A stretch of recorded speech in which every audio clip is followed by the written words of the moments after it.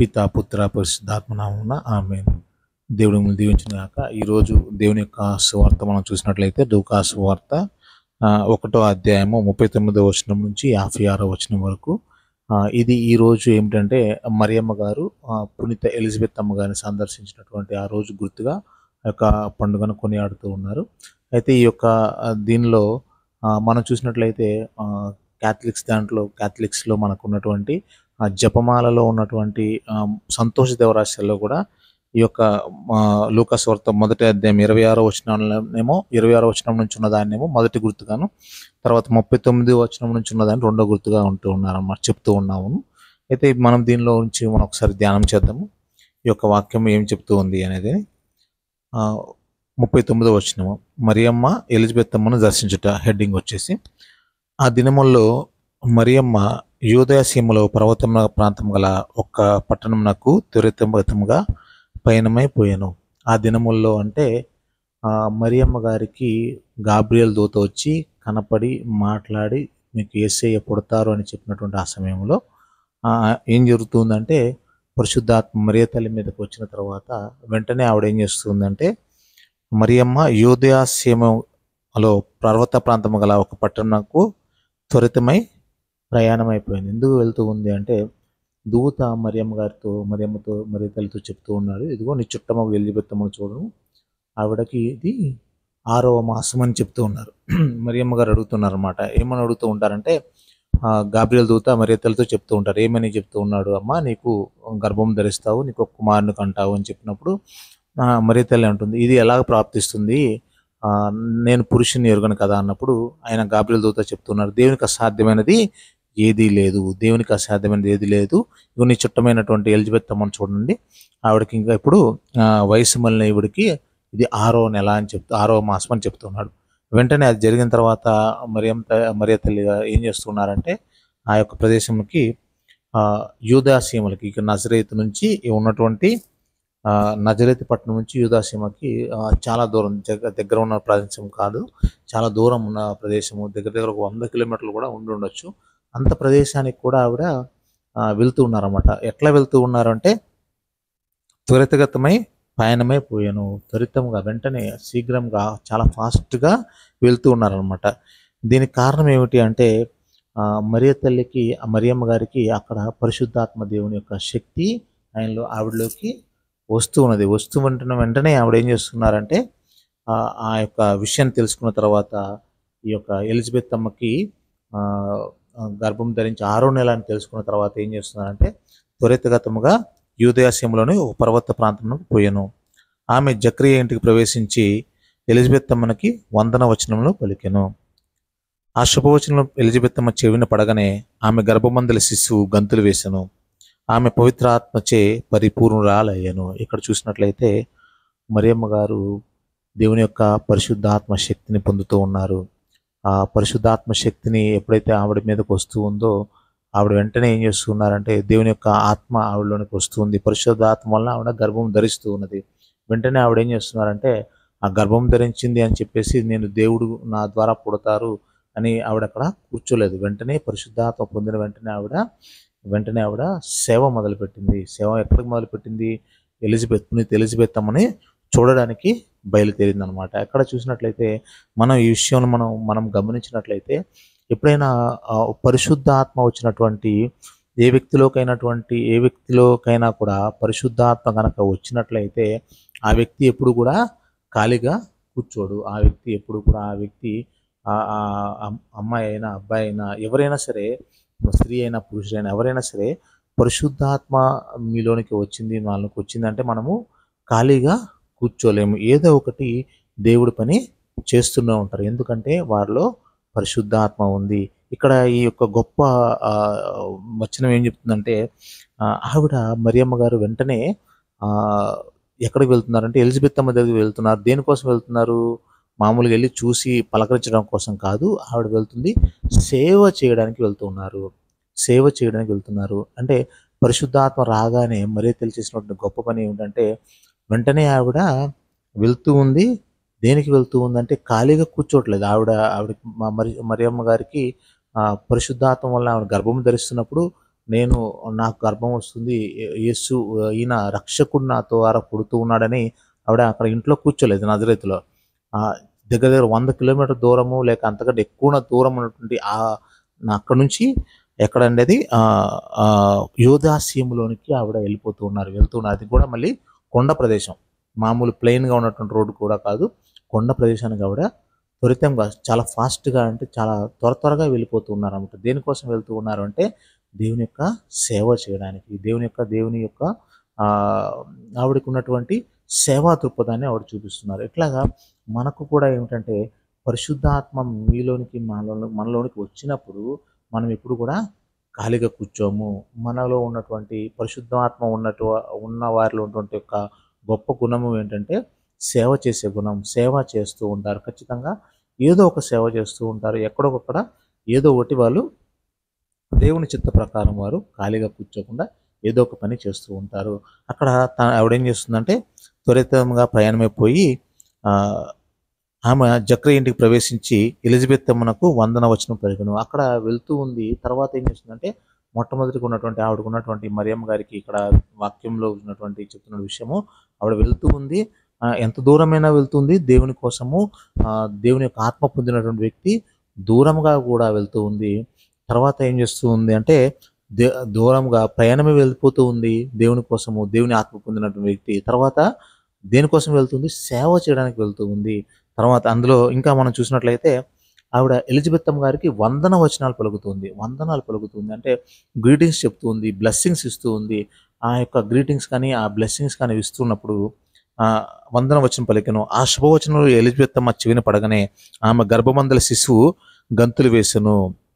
ఆమె యొక్క గర్భంలో ఉన్నటువంటి ఎప్పుడైతే మరియమ్మ గారు ఈ యొక్క ఎలిజబెత్ అమ్మకి ఈ యొక్క వాక్యం ఈ యొక్క బ్లెస్సింగ్స్ కానీ లేకపోతే శుభవచనాలు కానీ లేకపోతే విషెస్ కానీ ఆ యొక్క విషెస్ చెప్పిన వెంటనే ఏమవుతుందంటే ఆమె గర్భములో ఉన్నటువంటి ఈ 6వ నెలలో ఉన్నటువంటి ఆ గర్భంలో ఉన్నటువంటి ఎవరైతే యోహాను యోహాను ఆ గర్భంలో ఉంటూ ఉన్నాడో ఆయన గంతులు వేస్తూ ఉన్నాడంట. గర్భంలో ఉన్నటువంటి శిశువు చిన్న గర్భస్థంలో ఉన్నటువంటి పొట్టలో ఉన్నటువంటి ఆ పిల్లవాడు ఎగిరి గంతులు వేస్తున్నాడు.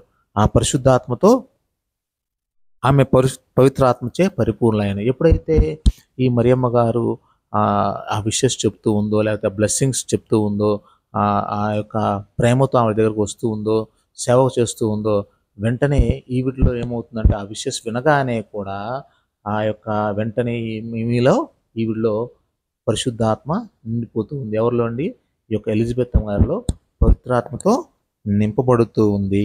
ఇప్పుడు ఎప్పుడైతే మనలో ఉండవలసిన క్వాలిటీస్ కూడా ఏమిటంటే ఏ విధంగా అయితే మరియ తల్లి పరిశుద్ధాత్మ వచ్చినప్పుడు ఆవిడ దూరం వెళ్తూ ఉందో మాట్లాడుతూ ఉంది, సేవ చేస్తూ ఉంది, విషెస్ చెప్తుంది. మనకు కూడా ఆ యొక్క క్వాలిటీస్ ఉండాలి. ఎటువంటి క్వాలిటీస్ ఉండాలంటే మనము కూడా పరిశుద్ధాత్మ వచ్చినప్పుడు మనము వేరే ప్రదేశాలకి అంటే మనము బయటికి వెళ్ళాలి. మన ఉన్న ప్రదేశం నుంచి ఎక్కడికైనా సరే ఎక్కడైతే అవసరం ఉందో దేవుడు నీకు తెలియజేసిన ప్రదేశానికి వెళ్ళాలి. అది దగ్గర అవ్వచ్చు, దూరం అవ్వచ్చు. మనం ఉన్న స్థితి నుంచి లేవాలి, పైకి లెగాలి. పైకి లేచి ముందుకు నడవాలి, ముందుకు వెళ్ళాలి. ముందుకు వెళ్ళి మనము ఒకరిని ఏం చేయాలి అంటే మనం సేవ చేయాలి. ఎలా సేవ చేయాలనేది దేవుడు వ్యక్తిగతంగా మనకు తెలియజేస్తుంటాడు. నువ్వు ఈ సేవ చేయి, నువ్వు ఈ సేవ చేయి అని మన మనస్సులో కూడా అది అనిపిస్తుంది. నేను ఏం సేవ చేయాలనేది మనం ప్రార్థన చేసుకున్నప్పుడు దేవుడు మనకి ఇస్తున్నాడు. మరియమ్మ గారు ఆ యొక్క దేవుడితో ఉంది కాబట్టి ఆవిడ వెంటనే లోపల మనసులో ఏమిస్తున్నాడంటే సేవ చేయాలని ఇచ్చినప్పుడు పరిశుద్ధాత్మ దేవుడు ఆవిడకి గైడెన్స్ ఇచ్చినప్పుడు వెంటనే ఆవిడ వెళ్ళిపోతుంది, సేవ చేస్తూ ఉంది. సేవ చేయడమే కాదు ఆ ప్రేమతో విష్ చేస్తూ ఉంది, బ్లెస్సింగ్ ఇస్తుంది, విష్ చేస్తుంది. మనం కూడా ఏం చేయాలంటే అదేవిధంగా మరియమ్మ గారు ఏ విధంగా అయితే ఇతరులతో సేవ చేస్తుందో, ఇతరులతో విష్ చేస్తుందో మనము కూడా అటువంటి విషెస్ మనము చేయాలి. అప్పుడు ఏం జరుగుతుందంటే అలాంటి విష్ చేసినప్పుడు ఈ యొక్క ఎలిజబెత్ అమ్మ గారు పరిశుద్ధాత్మతో నింపబడుతున్నారు. అదేవిధంగా నువ్వు నేను కూడా అలాంటి పరిస్థితిలో ఉన్నట్లయితే మనం కూడా దేవుని యొక్క ఆత్మతో నింపబడినట్లయితే, దేవుని యొక్క సేవ చేసినట్లయితే, దేవుని గురించి మనం విష్ చేసినట్లయితే మన ద్వారా కూడా దేవుని యొక్క పరిశుద్ధాత్మ వేరే ఒక వ్యక్తిలోనికి వెళ్తుంది. ఎప్పుడు ఆ యొక్క పరిశుద్ధాత్మ మనలో కూడా ఉన్నప్పుడు ఆ యొక్క పరిశుద్ధాత్మ వారిలో కూడా ఆ యొక్క ఆశీర్వాదాన్ని ఇస్తుంది. మనం వెళ్ళినప్పుడు విష్ చేసినప్పుడు ఆ యొక్క ఆశీర్వాదము ప్రభు ఏమంటూ ఉంటా అంటే, నువ్వు ఎవరిని దీవిస్తావో నేను వారిని దీవిస్తాను. కాబట్టి మనం ఎవరి దగ్గరకైనా వెళ్ళి మనం కనుక వారిని విష్ చేసినట్లయితే, వారిని ఆశీర్వదించినట్లయితే దేవుడు ఖచ్చితంగా వారిని ఆశీర్వదిస్తాడు. అదేవిధంగా మరియ తల్లి ఇక్కడ ఏం చేస్తుందంటే వెళ్ళి ఆవిడ్ని శుభవచనం చెప్తూ ఉంది, ఆమెను ఆశీర్వదిస్తూ ఉంది, లేకపోతే విషెస్ చెప్తుంది. ఆ విధంగా మనం చేయాలని దేవుడు కోరుకుంటున్నాడు. అప్పుడు ఇది మొదటి దాని గురించి చెప్తున్నాం. తర్వాత ఏం చెప్తుందంటే, అప్పుడు పిమ్మట ఎలిజబెత్ అమ్మ ఇట్లనను. ఇప్పుడు వరకు ఏమవుతుందంటే మరియమ్మ గారు వెళ్ళారు, ఆమెతో మాట్లాడారు, విష్ చేశారు. అప్పుడు వెంటనే గర్భంలో ఉన్నటువంటి ఎలిజబెత్ అమ్మ గారి గర్భంలో ఉన్నటువంటి శిశువు ఎగిరి గంతులు వేస్తూ ఉన్నాడు. తర్వాత ఏమవుతుందంటే ఎలిజబెత్ అమ్మ పరిశుద్ధాత్మతో నింపబడుతూ ఉండి ఆవిడ ఏం చెప్తుందంటే ఆ పరిశుద్ధాత్మతో మాట్లాడుతుంది. అంటే ప్రవచనంగా మాట్లాడుతుంది, దేవుని యొక్క శక్తితో మాట్లాడుతుంది. ఏమని చెప్తుందంటే, స్త్రీలందరిలో నీవు ఆశీర్వదింపబడిన దానవు, నీ గర్భఫలము ఆశీర్వదింపబడెను. ఇక్కడ ఎలిజబెత్ అమ్మ గారు చెప్తూ ఉన్నారు మరియమ్మ గారి గురించి, ఇదిగో నీవు స్త్రీలందరిలో ఆశీర్వదింపబడిన వారు.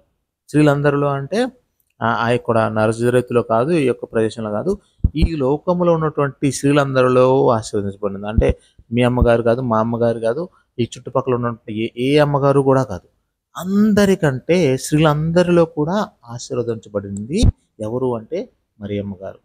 ఎందుకంటే ఆవిడలోకి దేవుని యొక్క పరిశుద్ధాత్మ వస్తూ ఉంది. ఆవిడ ఎంత యోగ్యత లేకపోతే దేవుని యొక్క పరిశుద్ధాత్మ ఆ వ్యక్తిలోనికి వస్తుంది. కాబట్టి ఈ యొక్క వాక్యం ఏం చెప్తుందంటే, ఎలిజబెత్ అమ్మ గారు పరిశుద్ధాత్మ చెప్తూ ఉన్నారు, స్త్రీలందరిలో నీవు ఆశీర్వదించు. ప్రపంచంలో ఉన్నటువంటి స్త్రీలందరిలో కూడా ఆశీర్వదించబడి ఉన్నటువంటి వ్యక్తి, అందరికంటే ఎక్కువగా ఆశీర్వదించబడిన వ్యక్తి ఎవరైనా ఉన్నారు అంటే ఆవిడే మరియమ్మ గారు. ఇక్కడ ఇదే విషయము ఈయన కూడా చెప్తూ ఉంటారు. ఎవరండి? మనకి దూత కూడా చెప్తూ ఉన్నారు. అమ్మ, దేవదూత లోపలికి వచ్చి ఆమెతో అనుగ్రహ పరిపూర్ణురాలా, నీకు శుభము, ఏలిన వారు నీతో ఉన్నారు. అనుగ్రహంతో నింపబడినటువంటి మరియమ్మ గారా, నీకు శుభము, ఏలిన వారు నీతో ఉన్నారు. అంటే దేవుని యొక్క అనుగ్రహంతో నింపబడింది, దేవుని యొక్క శక్తితో నింపబడినటువంటి ఎవరు? మరియమ్మ గారు అనమాట. కాబట్టి ఈవిడ ఏంటంటే ఇక్కడ ఏం చెప్తుందంటే, స్త్రీలందరిలో కూడా నీవు ఆశీర్వదించబడిన దానవు, నీ గర్భఫలము ఆశీర్వదించబడును. ఇప్పుడు ఈ విధంగా ఎవరు గర్భఫలం అంటే యేసు ప్రభు ఆశీర్వదించబడును. ఇంకా ఏం కలుగుతుందంటే ఈవిడ చెప్పినటువంటి మాట, మొదటి మాట, స్త్రీలందరిలో కూడా నువ్వు ఆశ్రయించబడినావమ్మా అని చెప్తూ ఉంది. తర్వాత నీ గర్భఫలం ఆశీర్వదించబడిన. గర్భఫలం అంటే ఎవరండి? యేసు ప్రభు ఆశీర్వదించబడుతున్నారు. ఎలా ఆశీర్వదించబడుతున్నారు? ఆయన మనకు ఆశీర్వాదంగా మారుతూ ఉన్నారు. ఈ ప్రపంచం అందరికి కూడా, ప్రతి మానవాళికి కూడా యేసు ప్రభు ఆశీర్వాదకరంగా ఉంటూ ఉన్నారు. తర్వాత ఆయన ఏం చెప్తుందంటే, నా ప్రభు తల్లి నా యొద్దకు వచ్చుట నాకు ఎలాగో ప్రాప్తించను. ఈవిడ చక్కగా చెప్తుంది అనమాట. నా దేవుని యొక్క తల్లి, నా రాజు, నా దేవుని యొక్క తల్లి నా దగ్గరకు వస్తుంది, అది ఎంత గొప్ప కారణము అంటే, యేసు ప్రభువుని ఆవిడ గుర్తించింది, యేసు ప్రభు ఈవిలో ఉన్నాడని గుర్తించింది. ఆవిడ పలుకుతూ ఉందనమాట, నా దేవుడు, నా రాజు, నా ప్రభువుకే తల్లి నా కోసం నా దగ్గరికి, నాకు సేవ చేయడానికి, నాతో ఉండడానికి వచ్చింది. సో ఎంత గొప్ప విషయం చూడండి. దేవుని తల్లి ఆ యొక్క ఆ వ్యక్తితో వచ్చి సేవ చేస్తూ ఉందన్నమాట. అంటే ఆవిడ ఎంతగానో ఆశీర్వదించబడుతూ ఉంది. అదేవిధంగా ఆవిడ ఆ విధంగా ఎలిజబెత్ అమ్మ గారు చెప్తూ ఉన్నారు.